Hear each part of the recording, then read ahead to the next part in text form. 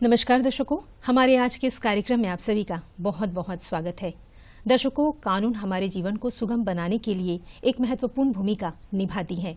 जी हाँ, जब भी हमें कोई समस्या आती है तो हम कानून का सहारा लेते हैं और कानून के तहत हमारे लिए बहुत सारे अधिकार भी बनाए गए हैं, जिसके बारे में जानकारी होना भी बहुत जरूरी होता है। तो आज के इस कार्यक्रम में हम बात करेंगे कानून के तहत दिए गए अधिकारों और बुनियादी प्रक्रियाओं के बारे में। जानकारी देने के लिए आज हमारे बीच उपस्थित है मिस्टर के मोहम्मद शहीर जी, जो कि एक वकील के साथ साथ अंडमान लॉ कॉलेज के गेस्ट फैकल्टी भी हैं। शहीर जी, आपका हम बहुत बहुत स्वागत करते हैं हमारे आज के इस कार्यक्रम में। Thank you. तो सबसे पहले तो मैं आपसे जानना चाहूंगी कि कानूनी सेवाएं क्या है?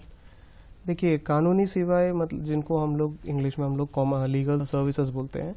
अब लीगल सर्विसेज के लिए जो होता है, एक एक्ट बनाया है पार्लियामेंट ने जिसका नाम है लीगल सर्विसेज अथॉरिटीज एक्ट 1987। इसके तहत जो होता है, सर्टेन क्लासेस ऑफ पीपल होते हैं, कुछ सेक्शंस ऑफ कम्युनिटी है, जिनको अगर वो खुद से अपना राइट एनफोर्स कराने के लिए, अगर वो खुद से अपना हक के लिए लड़ने के लिए अगर वो सक्षम नहीं है, उनके पास में वो साधन मीन्स अवेलेबल नहीं है, तो वो लोग फ्री लीगल एड सर्विसेज मांग सकते हैं और गवर्नमेंट का ड्यूटी है कि ये उनको फ्री ऑफ कॉस्ट प्रोवाइड किया जाएगा। अब इस सर्विसेज में मेनली इंक्लूड होता है कि अगर आपका अगर मैटर चल रहा है, अगर आपका कोई डिस्प्यूट है, उसमें आपको अगर लीगल ओपिनियन चाहिए, ठीक है, सिर्फ लीगल ओपिनियन चाहिए, तो आप कंसल्ट कर सकते हैं, आपको free of cost legal opinion दिया जाएगा। अगर सपोज आपका कोई मैटर पेंडिंग है बिफोर एनी कोर्ट या फिर कोई ट्राइब्यूनल में अगर आपका मैटर पेंडिंग है, इवन लोअर जुडिशरी से लेकर लोअर कोर्ट से लेकर सुप्रीम कोर्ट तक का, आप चाहे उसके अलावा उसमें आपका जो डिप्यूटी कमिश्नर का कोर्ट होता है, एसडीएम का कोर्ट होता है, ऐसे तहसीलदार का भी कोर्ट होता है, ये सब क्वाजी जुडिशियल कोर्ट्स है। अगर यहाँ पे भी अगर आपका कोई मैटर पेंडिंग है और उसमें आपको अगर लीगल सर्विसेज चाहिए, आप खुद से अगर एक वकील नहीं रख पा रहे हैं या फिर खुद से अपना केस नहीं लड़ पा रहे हैं, तो आपको लीगल सर्विसेज अथॉरिटीज एक्ट के अंडर में फ्री लीगल सर्विसेज प्रोवाइड किया जाएगा। अब इसमें क्या होता है, कुछ क्लासिफिकेशन होता है, लोगों कुछ क्राइटेरिया ऑफ पीपल्स है। फर्स्ट आता है आपका, अगर आप SC/ST कैटेगरी से बिलोंग करते हैं, then you are entitled to free legal services. Next है आपका, अगर आप एक वुमेन है, एक फीमेल वुमेन है, और आप चाहे वर्किंग हो या ना हो, आपका इनकम ब्रैकेट अगर अच्छा हो ना हो, इररेस्पेक्टिव ऑफ दैट, आपको legal aid services free of cost मुहैया किया जाएगा। सिमिलरली बच्चों को, children up to the age of 18 years, इनको भी फ्री लीगल एड सर्विसेज मिलता है। अब सिमिलरली अगर आप ह्यूमन ट्रैफिकिंग के विक्टिम हो, या फिर आप ऐसा कोई मेजर डिजास्टर से गुजरे हो, उसका मेजर डिजास्टर का विक्टिम है, अगर आप ऐसे सब सिचुएशन में अगर आप क्योंकि एक विक्टिम है, आपको फ्री लीगल एड सर्विसेज मिलता है। और एक कैटेगरी आता है जिसको हम लोग इंडस्ट्रियल वर्कमैन बोलते हैं, मेजरली वर्कमैन जो इंडस्ट्रीज में काम करते हैं, जो फैक्ट्रीज एक्ट के अंडर गवर्न होते हैं, इनको भी क्या है, फ्री लीगल एड सर्विसेज मिलता है। अब ये लीगल एड सर्विसेज आपको लीगल ओपिनियन, जैसे मैंने बताया, लीगल एड ओपिनियन के लिए भी मिलेगा, लीगल एडवाइसेस के लिए भी, और सिमिलरली अगर आपको रिप्रेजेंट करने के लिए एडवोकेट चाहिए, तो एडवोकेट को भी गवर्नमेंट जो आपको फ्री ऑफ कॉस्ट प्रोवाइड किया जाएगा। इसका एक सर्टेन क्राइटेरिया होता है, जो ऐसा एप्लीकेशन देना वगैरह होता है। तो ये होता है लीगल सर्विसेज का एक छोटा सा जिस्ट। ओके जी, बिल्कुल।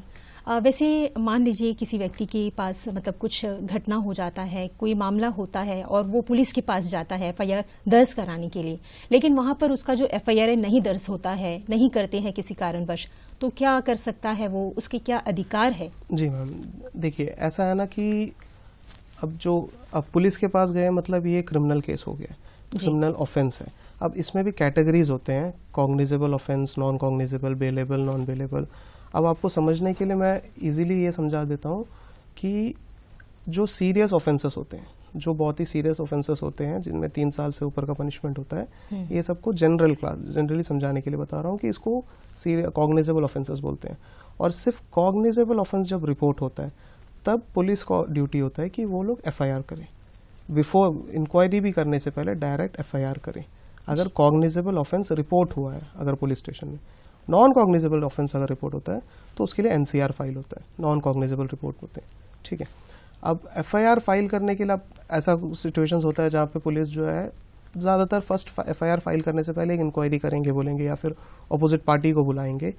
ये कानून में तो होता नहीं, इसका प्राविधान तो नहीं है, बट ये इसलिए करते हैं कि आपका मैटर जितना जल्दी हो सके उतना जल्दी सॉल्व हो जाए, उसके लिए एक कोशिश करते हैं। अब सेटलमेंट से प्रॉब्लम सॉल्व हो जाता है तो वेल एंड गुड, अगर नहीं होता है, इफ़ यू वांट कि आपको FIR ही चाहिए, तो then police has mandatorily to file an FIR, उनको ऊपर मैंडेट है। अगर सपोज एक SHO SI जो भी है, एक स्टेशन का इंचार्ज जो है, वो अगर FIR करने से मना करता है, तो आपके पास में कानून में ये अधिकार दिया हुआ है कि आप कंसर्न्ड जो डिस्ट्रिक्ट है उस डिस्ट्रिक्ट के SP को एड्रेस करें, SP के पास में सेम कंप्लेंट लेके जाए और बोले कि मैं ऐसा स्टेशन भी गया था, वहाँ पे मेरे को मना कर दिया है। तो इसीलिए तब SP आपका कंप्लेंट में इंटरफेयर करेगा, और SP को अगर लगता है कि इसमें कॉग्निजेबल ऑफेंस हुआ है तो SP खुद से भी इन्वेस्टिगेट कर सकता है या फिर अपना सबऑर्डिनेट को डायरेक्शंस देगा इन्वेस्टिगेशन करने के लिए। अब कुछ सिचुएशन में ऐसा होता है कि SP भी जो मना कर देता है या फिर SP की तरफ से भी कोई एक्शन नहीं होता है, मना भी कर सकता है या फिर वो लोग डिले भी करते हैं। दोनों सिचुएशंस में आपका एक लास्ट ऑप्शन ये है, आप डायरेक्ट जुडिशियल मजिस्ट्रेट को अप्रोच करें, दैट इज कोर्ट में जो मजिस्ट्रेट्स होते हैं, जुडिशियल मजिस्ट्रेट्स होते हैं, उनके पास में कंप्लेंट फाइल करना होता है। अब वो कंप्लेंट जैसे ही फाइल हो जाता है, मजिस्ट्रेट खुद से वो कॉग्निजेंस का, वो ऑफेंस का कॉग्निजेंस ले लेगा और फिर वो डायरेक्शन इशू करेगा अपॉन दी SHO, कंसर्न्ड जो भी PS है, पुलिस स्टेशन है, उसका SHO को डायरेक्शंस देगा कि आप इन्वेस्टिगेट करो। ये एक टोटल लीगल सेटअप है, फ्रेमवर्क है, जिसमें आप अपना कंप्लेंट फाइल करते हो। और अगर ऐसा भी सिचुएशंस होता है, चलो आपका इन्वेस्टिगेशन जुडिशियल मजिस्ट्रेट ने तो एक्सेप्ट कर लिया आपका कंप्लेंट, लेकिन इस दौरान आपने जो SP के पास गए, SHO के पास गए, इस दौरान उन्होंने एक्सेप्ट नहीं किया, जिसकी वजह से अगर आपको कुछ नुकसान हुआ, तो एक एडिशनल ये आपके पास में एक अपॉर्चुनिटी है कि आप हाई कोर्ट को अप्रोच कर सकते हैं। आपको जो नुकसान हुआ है उसके लिए हाई कोर्ट से कॉम्पनसेशन मांग सकते हैं। ये एक एक्स्ट्रा जुडिशियल रेमेडी अवेलेबल है आपके पास में। जी, ओके। शहीर जी, जैसे मान लीजिए कि हम एक दुकानदार के पास जाते हैं और उससे कोई सामान खरीदते हैं, जब उसे घर लेकर जाते हैं और उसे हमें मतलब वापस करना होता है और हमें नहीं किसी कारणवश मतलब कुछ डैमेज है, कुछ भी रीजंस हो सकते हैं, वापस करते हैं और हमें पैसे वापस चाहिए और दुकानदार पैसे जो है रिफंड करने से मना करता है, तब क्या कर सकते हैं? देखिए, ये जो है ये कंज्यूमर प्रोटेक्शन एक्ट का अंडर में आता वाला मैटर है।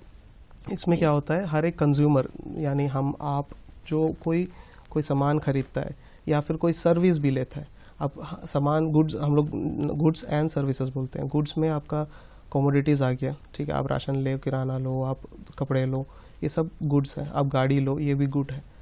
सिमिलरली अगर हम लोग फ्लाइट में सफ़र करते हैं, फ्लाइट हम खरीदते नहीं, हम लोग फ्लाइट की सर्विस अवेल करते हैं जी। तो ये भी सर्विस खरीदना भी, सर्विस अवेल करना भी कंज्यूमर प्रोटेक्शन एक्ट के डेफिनेशन में आता है। अब सपोज एक कंज्यूमर या फिर गुड खरीदा या फिर सर्विस लिया, तो कंज्यूमर का पूरा राइट है कि he has to get value for money. उन्होंने जो पैसे पे किए हैं उसका पूरा उनको वैल्यू फॉर मनी मिलना चाहिए, ठीक है, ये कंज्यूमर का हक बनता है। अगर सपोज अब ये जो सर्विस है उसमें कुछ डेफिशिएंसी है, आपने जो फ्लाइट लिया था उसमें कुछ इशू आ गया, फ्लाइट कैंसिल हुआ, ऐसा कुछ, या फिर आपने जो सामान लिया था उसमें कुछ डिफेक्ट है, ये दो कैटेगरीज है जिसको कंज्यूमर प्रोटेक्शन एक्ट डिफाइन करता है कि डिफेक्ट इन गुड्स या फिर डेफिशिएंसी इन सर्विस।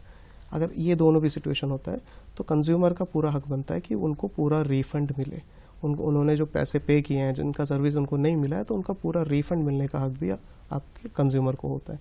तो अब ऐसा है कि ये जो नॉर्मली हम लोग देखते हैं कि दुकानदार ऐसा बोलता है कि हम लोग पैसे नहीं देंगे, आप सामान कुछ और ले लीजिए। ये जो है बहुत सारे सुप्रीम कोर्ट केसेस हैं, बहुत सारे लोअर कोर्ट केसेस भी हैं जिनमें इस एक्ट को, ये जो पैसे देने से मना करके सामान ले लो बोलते हैं, इसको डेफिशिएंसी इन सर्विस माना जाता है। अनफेयर ट्रेड प्रैक्टिसेस बोलते हैं इसको कंज्यूमर प्रोटेक्शन एक्ट के अंडर में। तो अगर आप चाहते हैं कि अगर ऐसा कुछ सिचुएशन हुआ आपके साथ में कि वो लोग पैसे नहीं दे रहे हैं, सामान ले लो बोलते हैं, आप कंज्यूमर प्रोटेक्शन रिड्रेसल फॉरम्स होते हैं, कमीशंस होते हैं जी, उनको अप्रोच कर सकते हैं, अपना एक कंज्यूमर कंप्लेंट फाइल कर सकते हैं, जिनका फिर कार्रवाई होगा। और ख़ास बात ये है कि कंज्यूमर कोर्ट में जो है, अब ये एक्चुअली सिर्फ कंज्यूमर के लिए, हर कोर्ट में ही है कि आप अपना केस खुद से भी लड़ सकते हैं। आप वकील होना ज़रूरी नहीं है। आपको अगर कोई अपना मैटर है, वो चाहे क्रिमिनल केस हो, सिविल केस हो, कंज्यूमर केस भी हो, आप खुद से लड़ भी सकते हैं। लेकिन हमेशा ये एडवाइजेबल होता है कि एक एडवोकेट के थ्रू जाना, क्योंकि हम लोग जो है वो टेक्निकलिटीज़ में स्पेशलाइज करते हैं। जो टेक्निकलिटीज़ कॉमन पर्सन को नहीं पता होता है, वो टेक्निकलिटीज़ में हम लोग स्पेशलाइज करते हैं। तो ये कहता है कि अगर आप कंज्यूमर मैटर में जो है, आप खुद से भी जाके अपना कंप्लेंट फाइल कर सकते हैं और अपना कॉम्पनसेशन ले सकते हैं। वैसे आजकल जो फ्रॉड्स होते हैं, बैंक से जैसे पैसे निकाल लिया जाता है, तो जी। इन सब की जो भी समस्या हमारे सामने आती है, तो क्या ये कंज्यूमर कोर्ट के अंतर्गत आती है? बैंक्स का जो है डेफिनेटली ये जो है सर्विस सेक्टर है जी। और बैंक्स जो हम लोग को सर्विस देते हैं वो सर्विस का डेफिनेशन में आता है कंज्यूमर प्रोटेक्शन एक्ट का। अब अगर आपके साथ में, इसीलिए हम लोग आरबीआई का रिसेंट मतलब बहुत सारे एडवर्टाइजमेंट भी देखते हैं कि अगर आपके साथ में ऐसा कुछ दुर्घटना होता है तो तुरंत आरबीआई को इन्फॉर्म करे, अपने कंसर्न बैंक को इन्फॉर्म करे। तो अगर आपके साथ में ऐसा कुछ चीटिंग वगैरह हुआ जिसमें से आपके अकाउंट में से पैसे डेबिट हो गए, तो ऐसा सिचुएशन में आप फर्स्ट ऑफ ऑल तो बैंक को कंसल्ट करिए। उसके बाद में और भी प्रोसीजर्स है, जैसा आरबीआई को भी आप कंप्लेन कर सकते हैं। साथ ही साथ आप अगर बैंक जो है इसका एक टाइम लिमिट होता है कि जो इंसिडेंट हुआ है उससे 24 आवर्स के अंदर आप बैंक को इन्फॉर्मेशन दे देना चाहिए, तो मोस्ट केसेस में आपका पैसा वापस आ जाता है। अगर ऐसा नहीं होता, अगर बैंक अपने तरफ से अगर लापरवाही दिखा रही है, बैंक अपने तरफ से एक्शन नहीं ले रही है जिसका वजह से आपको अगर आपका पैसा नुकसान हो गया और वो वापस भी नहीं आया, ऐसे सिचुएशन में आप डेफिशिएंसी इन सर्विस के लिए बैंक का अगेंस्ट में केस कर सकते हैं। बिल्कुल। शहीर जी, आज हम जो भी है अपने माता पिता के बदौलत ही है। उनका जन्म हमें देना, उनको हमारा जीवन को संवारना, सब कुछ उन पे ही निर्भर है। लेकिन आजकल हम ये देखते हैं कि कुछ बच्चे जो हैं वो पढ़ने के बाद जब उनको नौकरी मिलती है, जो पैसा आता है, तो माँ बाप को भूल जाते हैं, उनका ध्यान नहीं रखते हैं और माँ बाप बेचारे अकेले रहते हैं, उनके पास खाने के लिए पैसा नहीं है, कहीं से कुछ भी गुजारा नहीं चल रहा है। तो क्या माता पिता मेंटेनेंस के लिए आगे बढ़ सकते हैं? उनके क्या क्या अधिकार है, इसके बारे में हमें बताइएगा। ये बहुत अच्छा क्वेश्चन है। अब इसमें ऐसा होता है ना कि एक कॉमन परसेप्शन है, लोग एक कॉमनली ये सोच के चलते हैं कि मेंटेनेंस जो होता है, मतलब जो खर्चा पानी का जो केस करते हैं हम लोग, कॉमन लैंग्वेज में खर्चा पानी बोलते हैं, तो ये ज्यादातर हस्बैंड वाइफ के बीच में, हस्बैंड वाइफ के बीच में ज्यादातर वाइफ फाइल करती है। ठीक है, वाइफ जो है हस्बैंड से जो है मेंटेनेंस मांगती है। सिमिलरली बच्चे भी मांगते हैं। ठीक है, अब ये जो है 125 सीआरपीसी के अंतर्गत आता है, लेकिन 125 सीआरपीसी के अंतर्गत सिर्फ वुमेन और चिल्ड्रन नहीं, पेरेंट्स का भी राइट बनता है। अगर पेरेंट्स खुद से सस्टेन नहीं कर पा रहे हैं, पेरेंट्स वर्किंग नहीं है, इवन इफ वर्किंग भी है, ऐसा दोनों सिचुएशंस में पेरेंट्स चाहे वर्किंग हो या ना हो, अगर उनके चिल्ड्रन जो है, उनके बेटा बेटी जो है, उनको अगर ख्याल नहीं रख रहे हैं, तो पेरेंट्स का पूरा हक बनता है कि अपने चिल्ड्रन से, अपने गर्ल चाइल्ड बॉय चाइल्ड से मेंटेनेंस मांग सके। ये उनका पेरेंट्स का पूरा हक बनता है। अब इसमें ऐसा भी सिचुएशंस होता है ना जहाँ पे पेरेंट्स वर्किंग है अब, लेकिन उतना ज़्यादा उनका इनकम नहीं है जिससे वो सस्टेन नहीं कर पा रहे हैं, इवन दो वो लोग मेंटेनेंस मांग सकते हैं। क्योंकि ऐसा होता है कि पेरेंट्स का इनकम तो होगा लेकिन बहुत कम होगा, लेकिन बेटा या बेटी जो वही जगह लाखों का इनकम कमा रहा होगा। ठीक है, और ये पेरेंट्स को देखभाल भी नहीं कर रहा है, तो ऐसा सिचुएशन में पेरेंट्स मांग सकते हैं। अच्छा, उनका पूरा हक बनता है सेम 125 सीआरपीसी के अंडर में। और भी एक्चुअली प्रोविजंस है, अगर सीनियर सिटीजन है, पेरेंट्स जो है सीनियर सिटीजन है, तो उनके लिए अलग एक्ट अवेलेबल है। तो ऐसा बहुत सारा कानून में प्राविधान है। इस सिचुएशन को, इस जो कानून को है प्रॉपरली एक्सरसाइज नहीं किया जाता है करके हमारे यहाँ पे ऐसा ओल्ड एज होम्स वगैरह होता है। अगर लोगों को जानकारी उतनी नहीं है, ये जो चीज है, क्योंकि अगर आपका पास, तो अगर सपोज आपका बेटा बेटी आपका ख्याल भी नहीं रख पा रहे हैं, ठीक है, अगर आप नहीं रख रहे हैं और आपको अगर केस भी फाइल करना है, आपको अब पहले जैसे बताया फ्री लीगल एड सर्विस मिलेगा आपको। अगर आप 60+ हो या फिर वुमेन हो, आपको लीगल एड सर्विसेज भी मिलेगा। तो आपको जो है, अगर आपका बेटा बेटी आपका ख्याल नहीं रख रहे हैं, तो आपका पास पूरा हक है कि आप कोर्ट जाओ, फ्री ऑफ कॉस्ट कोर्ट को अप्रोच करो और अपना मेंटेनेंस लो अपने बच्चों से। आपका हक बनता है पूरा। जी बिल्कुल। शहीर जी, एक महिला की अगर हम बात करें, तो अगर उस पर कोई इल्जाम लगा है या फिर शक किया जाता है, तो क्या अगर रात के समय की बात करें तो क्या रात में उनको अरेस्ट किया जा सकता है? देखिए, इसके अराउंड एक बहुत बड़ा जूरिस्प्रूडेंस है जिसको हम लोग सेक्शन 46 सीआरपीसी में कवर करते हैं। इसमें क्या होता है कि सनसेट और सनराइज के बीच में, सूरज ढलने और सूरज उगने के बीच में, जो शाम 6 से 6, 7 से 7 जो टाइम होता है, इस दौरान जो है एक वुमेन को अरेस्ट नहीं किया जाना चाहिए, ना ही डिटेन किया जाना चाहिए कस्टडी में। ये दोनों प्रोहिबिटेड है बाय लॉ। एक्सेप्शंस है, हर कानून का हर एक प्रोविजन का साथ में एक्सेप्शंस आता है। मतलब कुछ एक्सेप्शंस है जहाँ पे ये अवॉइड, कुछ ऐसा सिचुएशंस होगा, कुछ ऐसा केसेस होगा जिसमें अरेस्ट बहुत कंपलसरी है। ऐसा सिचुएशंस में अगर वुमेन को अरेस्ट करना कंपलसरी है, अगर नहीं किया तो शायद कल को वो एब्सकॉन्डिंग हो जाएगी, ऐसा सब सिचुएशन है। तो फिर जो एक तो पहले आपका पास में एक वुमेन पुलिस ऑफिसर होना चाहिए, वुमेन पुलिस ऑफिसर एक रिटन रिपोर्ट बना के, मजिस्ट्रेट फर्स्ट क्लास होता है, जुडिशियल मजिस्ट्रेट फर्स्ट क्लास होता है, उनसे कंसेंट लेना है, उनसे ऑथराइज करके उसी के बाद में वो लोग अरेस्ट कर सकते हैं। ये होता है एक प्रोविजन। जनरली अरेस्ट नहीं होना चाहिए, अरेस्ट नहीं करना चाहिए, डिटेन नहीं करना चाहिए, लेकिन अगर ऐसा एक्सेप्शनल सिचुएशन है जहाँ पे अरेस्ट मैंडेटरी है तो ऐसा ये वारंट लेके आके फिर ही अरेस्ट कर सकते हैं। और अगर जरूरी नहीं है लेकिन फिर भी किया जाता है तब क्या कर सकते हैं? तब देखिए पुलिस जो है वो उनका काम होता है लॉ को एनफोर्स कराना। कुछ कुछ सिचुएशंस में ऐसा भी देखा जाता है कि पुलिस एक्सेसिव पावर यूज कर देती है, जितना उनका जुरिडिक्शन नहीं होता उससे बाहर एक्ट कर लेती है। ऐसे सब सिचुएशन में जो है आप पुलिस के अगेंस्ट में भी कंप्लेंट फाइल कर सकते हैं। हमारे यहाँ पे एक पुलिस कंप्लेंट्स अथॉरिटी भी है, वहाँ पे कंसर्न पुलिस ऑफिसर्स ही बैठे हैं और हम लोग को जो भी कंप्लेंट अगर कोई पुलिस ऑफिसर के अगेंस्ट में है तो हम लोग वहाँ अपना कंप्लेंट फाइल कर सकते हैं। ओके जी। वैसे ऐसे कौन कौन से केसेस हैं जिसके लिए हम सीधे हाई कोर्ट जा सकते हैं, इसके बारे में हमें बताइएगा। देखिए हाई कोर्ट का ऐसा होता है, हाई कोर्ट का पावर्स जो है बहुत एनॉर्मस पावर्स है। हाई कोर्ट के पास में आप डायरेक्टली जो है, अगर सपोज आपका कोई फंडामेंटल राइट्स जो हम लोग कॉन्स्टिट्यूशन प्रॉमिस करता है, फंडामेंटल राइट्स जो है मौलिक अधिकार जो बोलते हैं, अगर वो कोई भी ब्रीच करता है, इन्फ्रिंज करता है, ठीक है, गवर्नमेंट बॉडी हो, ठीक है, अब ऐसे सिचुएशन में क्या होता है, हम लोग directly 226 of the Indian constitution में हम लोग हाई कोर्ट को अप्रोच कर सकते हैं। इसके अलावा मैंने जैसे बताया आपको कि कॉम्पनसेशन मांगना है, अब पुलिस से कॉम्पनसेशन मांगने के लिए अगर पुलिस का जो गलत कार्रवाई जो हुआ जिसका वजह से आपको नुकसान हुआ, इसके लिए कोई प्रोविजन नहीं है सेक्शन में, अलग से कोई सेक्शन नहीं दिया हुआ है, लेकिन क्या है 226 ऑफ द कॉन्स्टिट्यूशन जो होता है उसका बहुत इनॉर्मस पावर्स है, उसमें बहुत सारे एप्लीकेशंस फाइल होते हैं। कोर्ट का पास डिस्क्रिशन होता है कि कौन सा एप्लीकेशन को ले ना ले। तो अगर आपको मेनली जहाँ पे आपका फंडामेंटल राइट्स इन्फ्रिंज होता है या फिर ऐसा कोई सिचुएशन जिसके लिए ऐसा कोई सिचुएशन है जहाँ पे कोई एक्सप्लिसिट लॉ मेंशन नहीं, ऐसे केसेस में आप डायरेक्टली 226 के अंडर में हाई कोर्ट को अप्रोच कर सकते हैं। तो इनमें कौन कौन से केसेस आते हैं, इसके बारे में हमें थोड़ा विस्तार से बताइएगा ताकि जो हमारे दर्शक हैं उनको भी पता चले कि देखिए केसेस जैसे कि सपोज आपके पर्सनल कोई रिलेटिव, कोई फ्रेंड जो है, सपोज अगर वो गायब है या फिर पुलिस कस्टडी में या फिर उनको कोई और ने बंधक बना रखा है, इवन घर वालों ने, ऐसा भी सिचुएशंस होता है कि घर से निकलने नहीं दे रहे हैं, ऐसा सब भी केसेस होता है। तो वो केसेस में आप रिट्स बोलते हैं, हम लोग इसको लीगल टर्म्स में रिट्स बोलते हैं। एक रिट होता है हेबियस कॉर्पस का, मतलब हेबियस कॉर्पस मतलब प्रोड्यूस द बॉडी।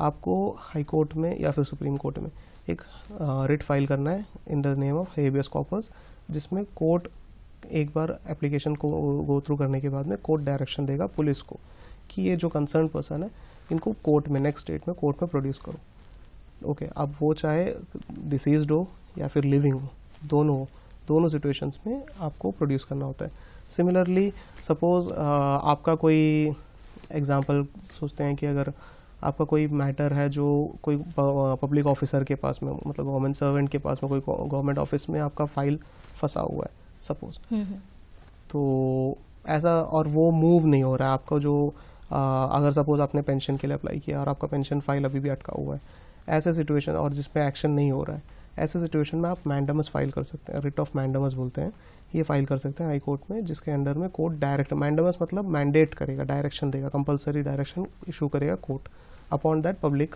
ऑफिसर कि आप इतना टाइम फ्रेम में इनका जो भी मैटर है ये सॉल्व करो, जो ये जो फाइल है इसको मूव करो, ये एक होता है। फिर सर्शोररी होता है, जैसे कि सपोज एक रिट ऑफ सर्शोररी बोलते हैं। इसमें क्या होता है, एक सपोज एक ऑर्डर पास किया है, एक पब्लिक ऑफिसर ने एक ऑर्डर पास किया है और वो ऑर्डर जो है वो इलीगल है, ठीक है, या फिर अगेंस्ट द लॉ है, ठीक है। ऐसे सिचुएशंस में क्या होता है, आप रिट ऑफ सर्शोररी फाइल करके आप वो जो ऑर्डर है उसको कॉश करा सकते हैं। आपको बताना पड़ेगा, प्रूव करना पड़ेगा कि कैसा इलीगल है, क्या इलीगल कंटेंट है।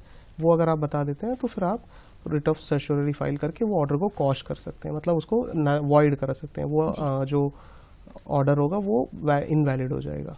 ये सम एग्जांपल्स है जहाँ पे आप डायरेक्टली। को वारंटो क्या है, इसके बारे में हम आपसे जानना चाहेंगे। को वारंटो क्या होता है, ये भी एक टाइप का रिट ही है, ठीक है। 5 रिट्स होते हैं मेनली, को वारंटो भी एक रिट है। इसमें क्या होता है, अथॉरिटी मांगते हैं कोर्ट। अगर सपोज एक पब्लिक ऑफिसर ने, पब्लिक ऑफिस ने कुछ एक्शन किया है, ठीक है, और हम लोग वो एक्शन को चैलेंज कर रहे हैं, तो कोर्ट उनसे मांग सकता है कि under what authority have you did this action. ये आपका अथॉरिटी क्या है, बेसिकली यही पूछा। जी, एक ऑफिस में एक पुरुष भी काम करता है, महिला भी काम करती है, तो मान लीजिए कि दोनों का काम सेम है, काम एक ही कर रहे हैं लेकिन सैलरी अलग दिया जा रहा है, तो इसमें क्या प्रावधान है? अच्छा, देखिए, ये जो है इक्वल रेन्यूमरेशन एक्ट के अंडर में कवर होता है, जिसके अंदर अंतर्गत बोलता है कि अगर एक एस्टैब्लिशमेंट में, चाहे वो गवर्नमेंट ऑफिस हो चाहे वो प्राइवेट ऑफिस हो, अगर एक ऑफिस है जहाँ पे मेन एंड वुमेन वर्क कर रहे हैं on the same nature of work भी सेम है, ठीक है। अब इसमें क्या होता है, सपोज कुछ कुछ सिचुएशन में आदमी को ज़्यादा पेमेंट देते हैं, औरत को कम देते हैं, this is totally against this act. और इसमें जो है आप कंसर्न लेबर ऑफिसर, अब कुछ कुछ डिपार्टमेंट्स में जो है वो जहाँ पे कितना वर्क फोर्स एम्प्लॉयड है उसके बेसिस में लेबर ऑफिसर होता है या फिर लेबर कमिश्नर होता है। लेबर कमिश्नर का सेंट्रलाइज्ड ऑफिस भी होता है, हमारे यहाँ पे भी है। तो इस ऐसे वाले सिचुएशन में जहाँ पे आप सिमिलर टाइप ऑफ वर्क कर रहे हैं लेकिन आपको पेमेंट अलग दिया जा रहा है just because you are a female, आप प्रॉपर लेबर कमिश्नर को आप अप्रोच कर सकते हैं। एक सिंपल लेटर लिख के देना होता है जिसके ऊपर में लेबर कमिश्नर एक्ट करेगा और आपको जो है पूरा आपका जो अरियर्स है उसके साथ में इंटरेस्ट के लिए भी आप हकदार हो, ये होता है। जी, शहीर जी, जब हमारे साथ कुछ गलत होता है तब हम वैसे ही बहुत मेंटली फिजिकली बहुत डिस्टर्ब होते हैं, परेशान होते हैं। तो मान लीजिए कि अगर हमें जब कंप्लेन करना है किसी पुलिस अधिकारी को और हम जानते हैं कि उनका काम बहुत अच्छा है, तो उन्हीं के पास हम कंप्लेन करना चाहते हैं और वो छुट्टी पे हैं, तो क्या तब कर सकते हैं उसके पास जाकर? इसके लिए क्या कुछ किया जा सकता है?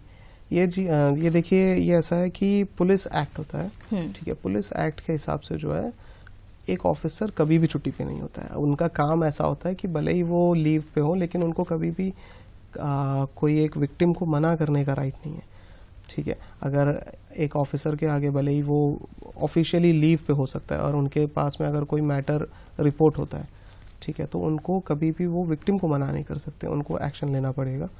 एटलीस्ट अगर वो खुद से नहीं ले सकते तो कम से कम रेफर करना पड़ेगा, लेकिन आपका मैटर को वो सुने बिना नहीं टाल सकते हैं, उनको सुनना पड़ेगा और उसके बाद में नेसेसरी एक्शंस लेना पड़ेगा। तो police officer by police act जो है टेक्निकली ऐसा ये करते हैं कि वो लोग कभी भी छुट्टी पे नहीं होते हैं, उनको हमेशा ही ड्यूटी पे होता है। इवन ऐसा भी सिचुएशंस होता है भले ही छुट्टी पे ना हो लेकिन वो यूनिफॉर्म में नहीं है, यूनिफॉर्म में नहीं है। अब ऐसा ये दोनों तरफ से देखिए, हम लोगों का राइट तो होता ही है, सिमिलरली हमारा राइट के साथ में ड्यूटी भी आता है कि रिस्पेक्ट भी करना है।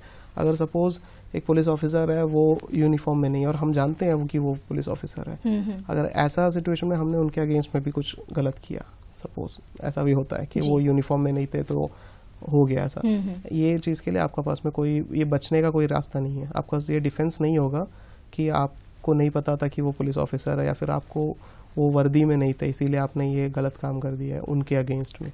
ये आपके लिए कोई डिफेंस अवेलेबल नहीं होता है, भले ही वो ड्यूटी पे हो ना हो, छुट्टी पे हो या फिर यूनिफॉर्म में हो ना हो, आपके पास में पूरा राइट है। मतलब पुलिस ऑफिसर जो है हमेशा ड्यूटी पे माना जाता है उनको। जी जी, sexual harassment of workplace के क्या क्या प्रावधान है? सेक्सुअल हरासमेंट पॉश हम लोग इसके लिए एक एक्ट बना हुआ है रिसेंट। इससे पहले क्या होता था, Vishakha versus state of Rajasthan करके एक केस था सुप्रीम कोर्ट का, जिसमें गाइडलाइंस बताए थे कि अगर एक वर्क प्लेस पे एक वुमेन कलीग के साथ में अगर कुछ मिसबिहेव, कुछ sexually coloured remarks, inappropriate behaviour होता है, तो आपके पास में कुछ गाइडलाइंस इशूड थे। Vishakha versus state of Rajasthan में कुछ गाइडलाइंस इशूड थे कि आपको कमेटी बनाना होगा, वो कमेटी में कौन कौन होगा, ये सब था। अब उसके बाद में क्या हो गया, पॉश एक्ट आया, पार्लियामेंट ने पॉश एक्ट बनाया, prevention of sexual harassment at work place. ये स्पेशली बनाया गया था कि वर्क प्लेस पे एम्प्लॉयमेंट के दौरान सेक्सुअल हरासमेंट को प्रिवेंट करने के लिए। इस एक्ट में भी जैसे ये एक्ट आ गया तो Vishakha versus state of Rajasthan को ओवर रूल कर दी, क्योंकि act will always precede the judgement. एक स्पेशलाइज्ड एक्ट आ गया है, अगर इतना नंबर ऑफ अगर वर्कमैन एम्प्लॉयड है, मेल फीमेल वर्कमैन एम्प्लॉयड है, तो वहाँ पे एक पॉश कमेटी सेटअप होना चाहिए जो all through out the year होगा, उसका 3 इयर्स का टेन्योर होगा, उसको हेड जो है वो एक वुमेन को करना है। पॉश कमेटी है वो वही ऑफिस में फॉर्मुलेट होगा, वहीं पे सेटअप होगा, वहीं पे इंक्वायरी होगा जहाँ पे ये सेक्सुअल ऑफेंस हुआ है। तो ऐसा भी बहुत सारा प्रोविजंस लेड डाउन है जिसके अंडर में prevention sexual harassment against female employees ये जो है प्रिवेंट करते हैं। इसका बहुत एलॉबरेट प्रोविजंस का डिटेल्स है कि कमेटी कैसा होना चाहिए, कैसा वर्क करना चाहिए, कैसा इंक्वायरी करना चाहिए, कौन कौन हेड करेगा, उसका ड्यूरेशन क्या होगा, ऐसा बहुत सारा प्रोविजन है इसमें।